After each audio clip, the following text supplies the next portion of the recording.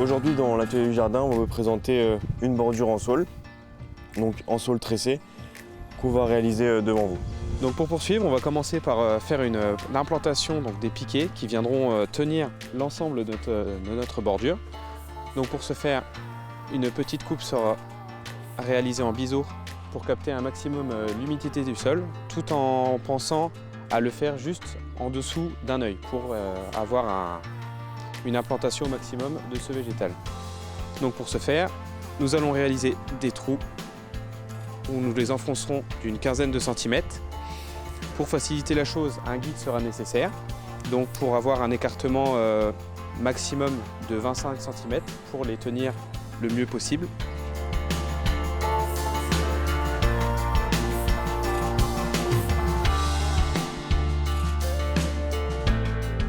Il y aura aussi la possibilité de les tasser au pied pour avoir un ancrage maximum et garder l'humidité à ses pieds.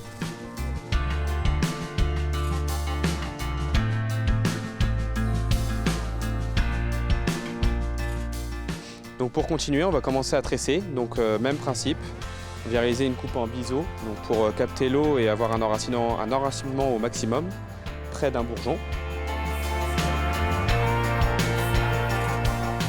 Donc ensuite, on vient les enfoncer dans le sol, donc celles qui seront tressées, pour qu'elles reprennent dans toute la bordure et pour que ça fasse une petite haie feuillue au fil des années où ça va pousser. Veuillez bien remarquer aussi le sens de coupe de ces biseaux, donc bien respecter la lame du côté du végétal que nous allons garder pour avoir une coupe propre et une cicatrisation au maximum.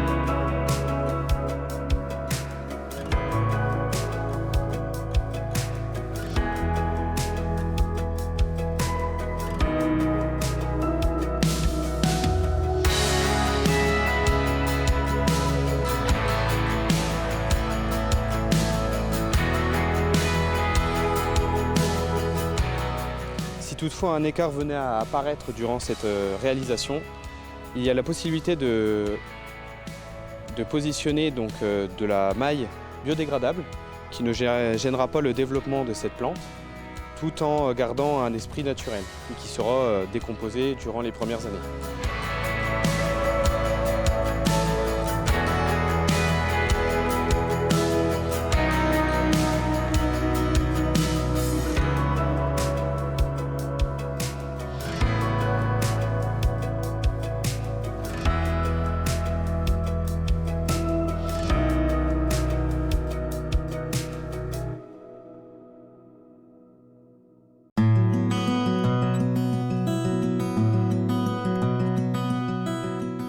Maintenant, on va passer à la taille de tous les tuteurs et la taille des extrémités pour faire un aspect fini et plus propre. Toujours à 45 degrés pour éviter que l'eau stagne au-dessus.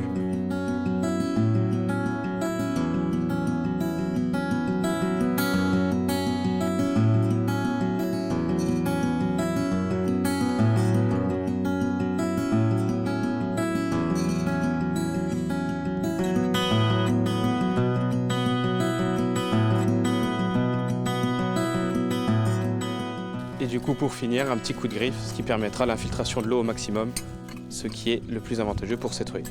Avec, si possible, la possibilité de le mettre près d'un cours d'eau, ce qui est son atout principal. Voilà, donc maintenant vous savez comment réaliser une bordure en saule. On se retrouve la semaine prochaine pour un nouvel atelier du jardin.